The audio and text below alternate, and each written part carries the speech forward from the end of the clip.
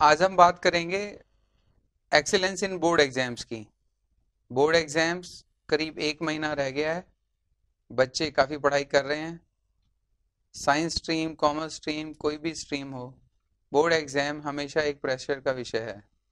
सब बच्चे, चाहे बहुत ज़्यादा पढ़ाई कर रहा है चाहे कम कर रहा है, बहुत इंटेलिजेंट है, एवरेज है, या बिल्कुल पढ़ाई में मन नहीं लगता, सब लोगों की करीब करीब एक महीने पहले, एग्जाम से पहले एक स्थिति होती है, काफ़ी प्रेशर फील होता है। तो ये सेशन उन बच्चों के लिए है जिसमें हम डिस्कस करेंगे कि जो जहाँ पर है, कोई अगर 98 की तैयारी कर रहा है, कोई 95 की तैयारी कर रहा है, कोई 85 की तैयारी कर रहा है, कोई 60 की तैयारी कर रहा है, जिस स्टेज में भी जो स्टूडेंट है वो कैसे बेटर परफॉर्म कर सकता है, वो जो उसने टारगेट रखा है वो कैसे अचीव कर सकता है, इसके ऊपर आज हम डिस्कशन करेंगे। और कुछ ऐसे टिप्स देखेंगे जो बच्चे अगर अपनाएंगे इस लास्ट 1 मंथ में, तो जहां वो हैं उससे वो बेटर परफॉर्म करेंगे। So let's look at it, what is required to prepare well in board exams, especially when only 1 month is left। हम सबसे पहले ये बात करेंगे कि ऐसी स्थिति में जब बोर्ड एग्जाम्स पास हों तो कुछ कॉमन फीचर्स होते हैं जो सब बच्चे फेस करते हैं। सबसे पहले बच्चों को ये डाउट नाम की चीज आने लगती है। काफी बच्चों ने बड़ी मेहनत की है, स्कूल्स के अंदर टीचर्स ने बड़ा अच्छे से पढ़ाया है, ट्यूशंस पे, प्राइवेट क्लासेस पे, फ्रेंड्स की मदद से, फैमिली फ्रेंड्स की मदद से उन्होंने बहुत प्रिपरेशन की है, पर जैसे ही एग्जाम पास आने लगता है कहीं ना कोई छोटा मोटा डाउट्स आने लगता है, and that leads to lot of fear, fear of underperformance. Now, the fear factor has no relation with the fact that how much you have prepared.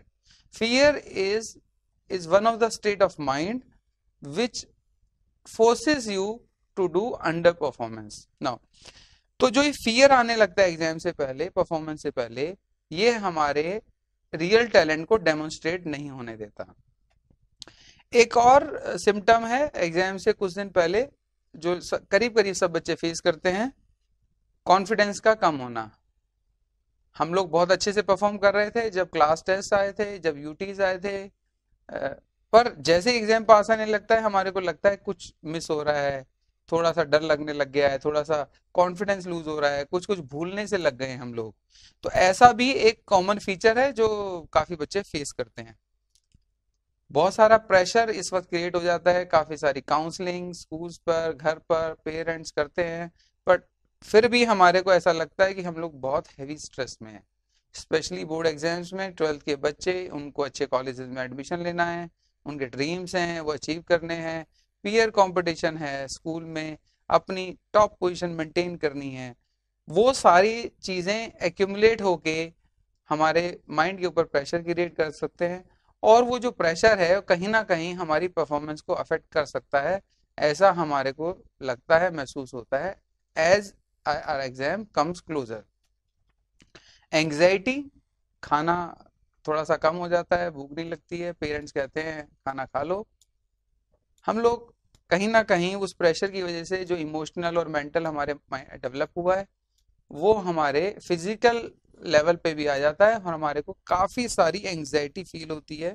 और इसकी वजह से देखा गया कि कई सारे बच्चे एग्जाम में उतना नहीं कर पाते जितना वो एक्सपेक्टेड था उनसे। And at this stage what is required, we are looking for a quick solution. कोई हमारे को कोई अच्छी काउंसलिंग कर दे, कोई हमारा कॉन्फिडेंस बूस्ट कर दे, कोई हमारे अंदर एनर्जी का फ्लो करा दे, कोई हमारे को छोटे छोटे टिप्स दे दे, जिससे जो हमने पूरे साल भर पढ़ाई की है वो हमारी एग्जाम के हॉल तक और एग्जामिनेशन के आंसर शीट तक पहुंच जाए। तो जो ये क्विक सॉल्यूशन है इसके लिए ही ये सेशन है।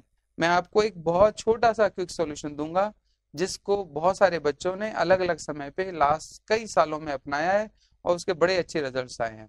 वो एक क्विक सॉल्यूशन टेस्टेड है, साइंटिफिक है, highly effective for all category of student. जैसे मैंने बोला, चाहे आप किसी बहुत अच्छे कॉलेज के एडमिशन के लिए 98 99% की एक्सपेक्टेशन रख रहे हैं, चाहे आप किसी कॉम्पिटिटिव एग्जाम्स के लिए प्रिपरेशन कर रहे हैं, चाहे रिलैक्स हैं, आपको कोई फर्क ही नहीं पड़ता आपको कितने मार्क्स आते हैं, आप किसी भी स्टेज में हैं, सबको ये क्विक सॉल्यूशन हेल्प करेगा। जितना वो टारगेट सोच रहे हैं उससे वो ज्यादा सिक्योर कर पाएंगे और एटलीस्ट उतना अचीव कर पाएंगे, ये मेरा विश्वास है। So let's look at this quick solution. Only one tip, no more tip.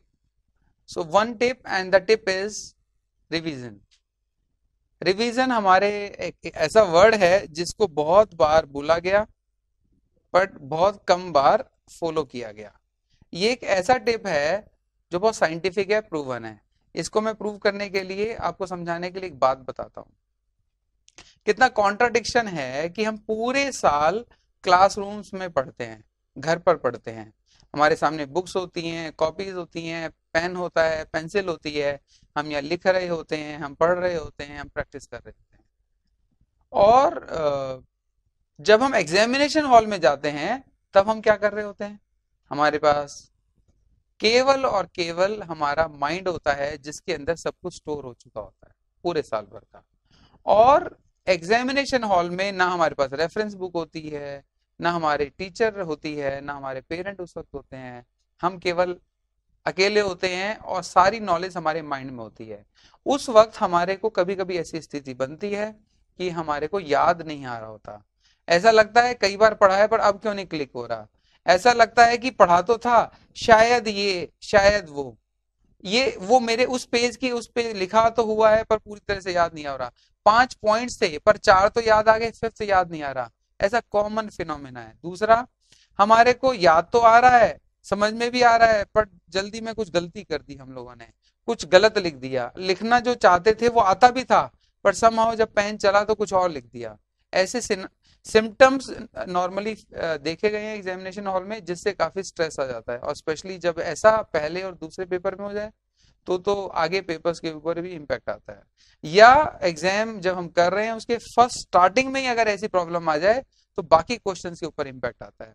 उस वक्त हमारे को ये रियलाइज करने की जरूरत है कि काश हमने प्रिपरेशन भी रिवीजन के तरीके से की होती, काश हमने मेंटल रिवीजन किया होता, काश हमने जो बुक को देख देख के बार बार किया, काश हमने बुक को साइड में रख के फिंगर्स पे फ्रेंड्स के साथ, फैमिली मेंबर्स के साथ, टीचर्स के साथ वो मेंटल रिवीजन किया होता, वो फिंगर एनालिसिस किया होता, rather than looking at it book every time. तो ये जो रिवीजन है, ये रिवीजन काफी सारी साइंस, काफी सारी टेक्नोलॉजीज, काफी सारी रिसर्च ने प्रूव किया है कि कोई चीज हम जब बार बार देखते हैं, बार बार पढ़ते हैं, बार बार सुनते हैं तो वो हमारे सबकॉन्शियस माइंड तक चली जाती है। And when something goes to our subconscious mind तो वो हमारे को उसके रिटेंशन के लिए ज्यादा मेहनत नहीं करनी पड़ती, इट बिकम्स नेचुरल। दूसरी बात, फिर हमारे पर कितना भी प्रेशर आ जाए हम उसको झेल लेते हैं। एग्जाम्पल के लिए, हमारे को साइकिल का बैलेंस बनाना आ गया, हमारे को गाड़ी चलानी आ गई, हमारे को स्विमिंग करनी आ गई तो आ गई, वो अब हम प्रेशर में होंगे तो भी चला लेंगे। इसी तरह से जब कोई लर्निंग हमारे बार बार रिवाइज होगी और मेंटल रिवीजन स्पेशली उसका होना जरूरी है तो हमारे को वो आसान हो जाएगी एग्जाम में, क्योंकि एग्जाम में केवल मेंटल रिवीजन ही हमारे काम आती है, क्योंकि उस वक्त केवल हमारा जो साथ होता है उसका दिमाग का होता है। तो क्यों ना हम इस लास्ट 1 मंथ में जितना भी हमने पढ़ा हुआ है उसको पेपर पे थोड़ा कम करें और मेंटल रिवीजन ज्यादा करें। इसके बहुत सारे बेनिफिट्स हैं, वो हम देखेंगे, बट अभी आप ये बात समझ लो कि साइंस ये कहती है, if we revise anything we study within 24 hours, there are very high chances that 90% of the things we would retain. If the revision happens within next 7 days, वो रिटेंशन बना रहेगा। फिर उसके 1 महीने के अंदर, तो कुल मिला के 24 घंटे के अंदर फर्स्ट रिवीजन, 7 डेज के अंदर दूसरा रिवीजन एंड 1 मंथ के अंदर तीसरा रिवीजन। अगर ये सब हो पाते हैं तो हमारा काम बड़ा आसान हो जाता है and that retention goes for years together. अब क्योंकि 1 महीना बचा है, मल्टीपल सब्जेक्ट्स हैं, अगर हम इस टेक्निक को अपनाते हैं, हमने ऑलरेडी पढ़ा हुआ है। काफी सारे स्टूडेंट्स ऐसा मानते हैं कि पढ़ा तो बहुत है, अब करना क्या है, रिवीजन करना है। तो मैं आपको सिखाऊंगा आने वाले स्लाइड्स में कि हमें रिवीजन करना कैसे है। तो रिवीजन करना है, इंपॉर्टेंट है, हमारी साइंटिफिक थ्योरी भी यही कहती है। और जिन जिन लोगों ने पास्ट में सिक्योर किए हैं मार्क्स, उनका एक टॉप मोस्ट सीक्रेट है, वो है revision. So let's look at how revision has to happen step by step. Now पहली बात, रिवीजन से हमारे को क्या होता है कि कम समय में हमारा जो है पूरा का पूरा सिलेबस कंप्लीट हो जाता है। अब हम एक चैप्टर लेके बैठे हैं। रिवीजन का मतलब किसी चीज को फास्ट मेंटली प्रैक्टिस करना। तो हमारा पूरा सिलेबस जो हमारे को बहुत बड़ा लग रहा है, एक महीना बहुत कम लग रहा है, सिलेबस ज्यादा लग रहा है, वो सारा का सारा एकदम से खत्म होता हुआ दिखाई देता है। रिपीटेशन रिपीटेशन रिपीटेशन, ऐसा कई बच्चों ने बोला कि सर आता नहीं है, अच्छे से पढ़ना है, पड़ेगा, अच्छे से पढ़ेंगे तो बहुत समय लगेगा। मेरा एक विचार है, एक एक्सपीरियंस है, बहुत सारे टीचर्स ने अपने अपने एक्सपीरियंसेस शेयर किए हैं।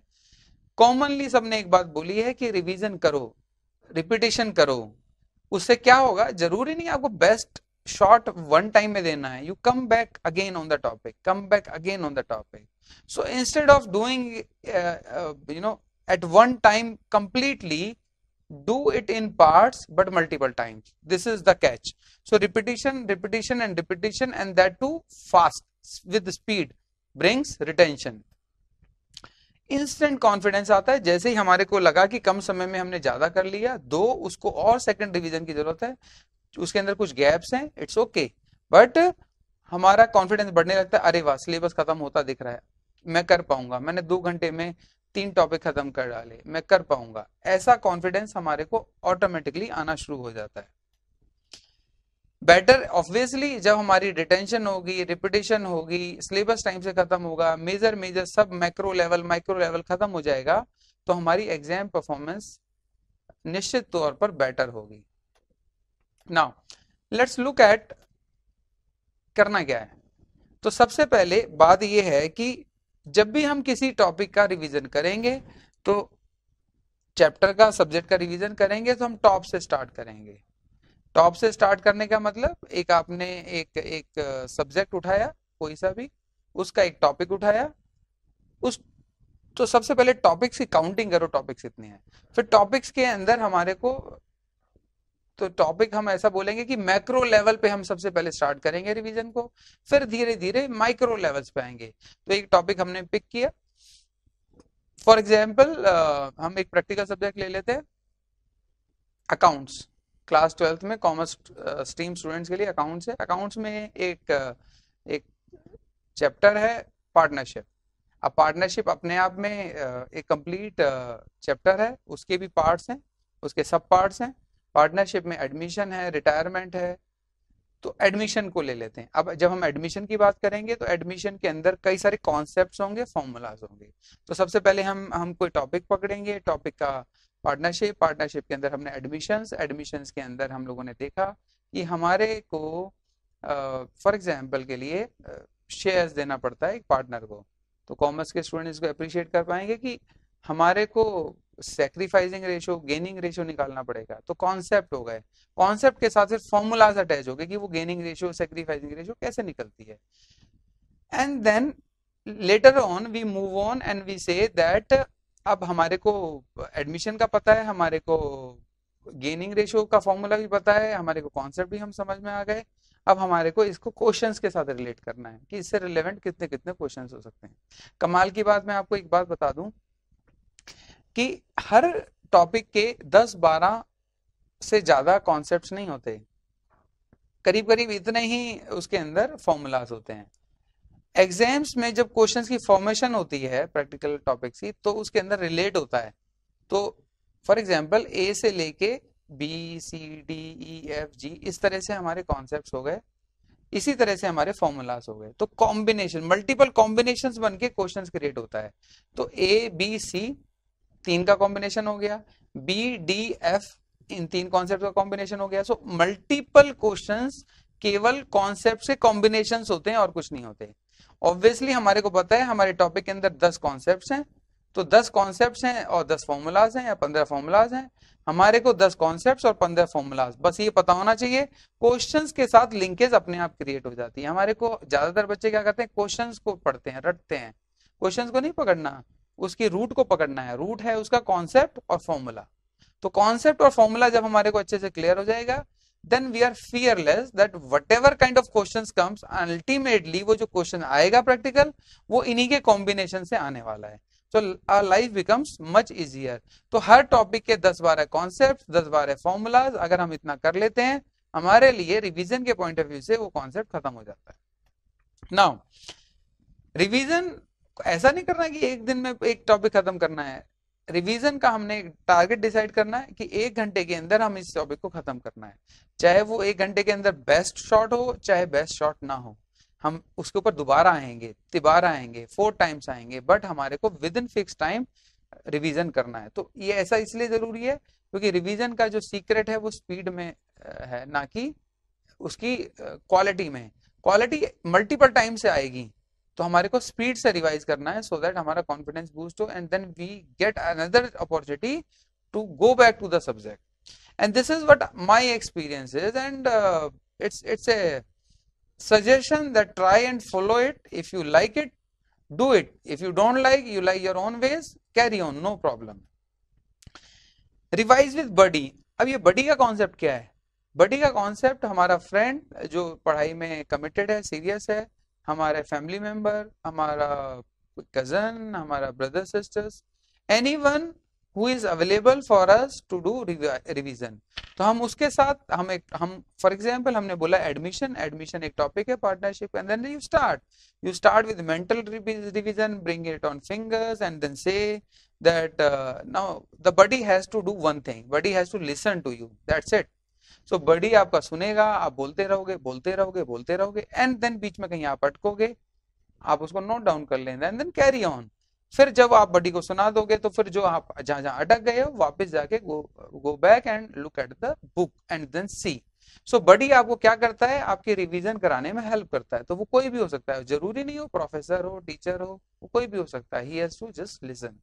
सो concept of buddy is very powerful, it helps you to in revision. आपको ऐसा लगता है कि आप जब आप उसके सामने प्रेजेंट कर सकते हो, तो एग्जामिनेशन हॉल में आपके पास आंसर शीट होती है, वहां पे लिखना होता है। तो वो जो एग्जामिनेशन हॉल की प्रैक्टिस है वो आपकी बडी के साथ बहुत अच्छे से, बहुत कंफर्टेबली होती है, आपका कॉन्फिडेंस गेन होता है। नाउ अल्टीमेटली जितनी भी रिवीजन है, अगर आप शॉर्ट नोट्स बनाते हैं, आपने बनाए हैं, इट्स वेरी गुड।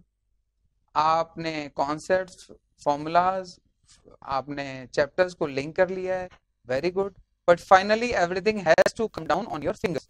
तो आपका सारा नॉलेज फिंगर्स पे आना चाहिए। क्यों आना चाहिए? Fingers means it is gone into mind and into your subconscious mind, ताकि आप जब एग्जामिनेशन हॉल में बैठे होंगे तो जो पहले आप प्रैक्टिस कर चुके हैं फिंगर पे लाने का, उसको मेंटल रिवाइज करने का, वही आपकी एग्जामिनेशन हॉल में काम आने वाली है। तो रिवीजन का अल्टीमेट टेस्ट है कि आपकी सारी नॉलेज आपकी फिंगर पे आ चुकी है, और जिस वक्त आपकी ये नॉलेज आपके फिंगर पे आ जाएगी, उस वक्त आपको आपके टारगेट अचीव करने से कोई नहीं रोक सकता।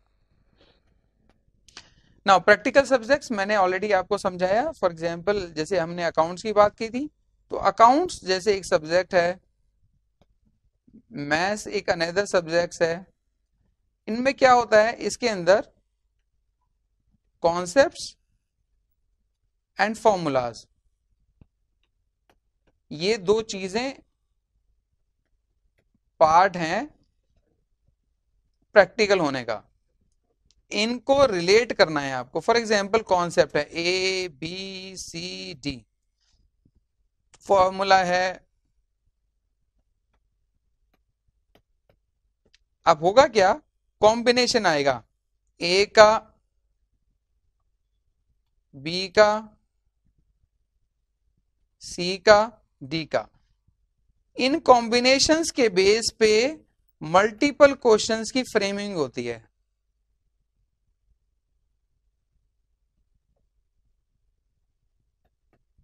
Multiple questions concepts and formulas के कॉम्बिनेशन से बनते हैं। अगर आप ये कॉन्सेप्ट्स और ये फॉर्मूलाज कर लेते हैं तो आपको क्वेश्चंस की चिंता करने की बिल्कुल भी आवश्यकता नहीं है। ये आपको सीक्रेट सीखना है। Now when it comes to theoretical subject, theoretical subject के अंदर क्या होता है, कि कॉन्सेप्ट्स और फॉर्मूलाज नॉर्मली नहीं होते हैं, एटलीस्ट फॉर्मूलाज तो नहीं होते हैं। तो theoretical subjects for example business studies, business studies अगर एक सब्जेक्ट है, इसके अंदर आपके पास क्या है, इसके अंदर थियोरी है, इसके अंदर फॉर्मूलाज नहीं है, बट इसके अंदर एक खास बात होती है, इसके अंदर पॉइंट्स होते हैं, डेफिनेशंस होती हैं, इसके अंदर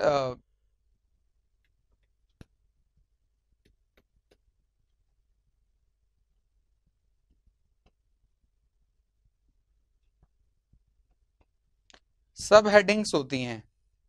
इसके केस में आप क्या करेंगे, इसके केस में आपको रिवीजन की बहुत ज्यादा जरूरत है, क्योंकि एग्जामिनेशन हॉल में ज्यादातर क्या होता है, 5 पॉइंट 4 याद आ रहे हैं, 5 पॉइंट या तो पांचों आ रहे हैं पर ठीक से नहीं आ रहे हैं, जो एग्जैक्ट वर्ड लिखना चाहिए, जो बेस्ट वर्ड लिखना चाहिए, वो हमारे को नहीं आ रहा है। तो इसके अंदर लिंकेजेस नहीं होते हैं, बट इसके अंदर रिटेंशन की बहुत ज्यादा आवश्यकता है। तो रूल अप्लाइज सेम, आपको फिंगर्स पे फाइनली कंक्लूजन निकालना है कि फिंगर्स तक आपकी रिवीजन पहुंचे, चाहे थ्योरेटिकल सब्जेक्ट हो चाहे प्रैक्टिकल सब्जेक्ट्स हो। प्रैक्टिकल सब्जेक्ट्स के अंदर आप क्या करेंगे, कॉन्सेप्ट फॉर्मूलाज को क्वेश्चंस के साथ लिंक कर देंगे, और थ्योरेटिकल सब्जेक्ट्स के अंदर आपको पॉइंट की रिटेंशन करनी है। दोनों के अंदर फाइनल आउटकम एक ही होगा। इसके अंदर कई लोगों को, बच्चों को इसको करने की आदत होगी, उनके टीचर्स ने उनको क्लासेस में अदरवाइज भी बताया होगा, कई बच्चों को ये बारे में पता नहीं होगा, कई बच्चों ने ऑलरेडी समरी नोट्स बना रखे होंगे, बहुत अच्छा। जिन्होंने नहीं भी बनाए हैं वो भी इस 1 मंथ में इस रिवीजन टेक्निक्स को फॉलो करें।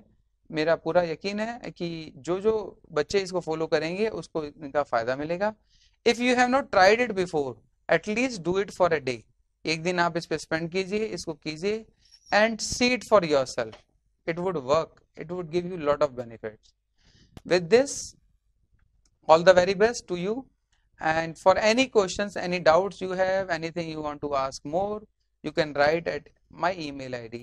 Or for more videos related to career, you may visit my website. Thank you very much.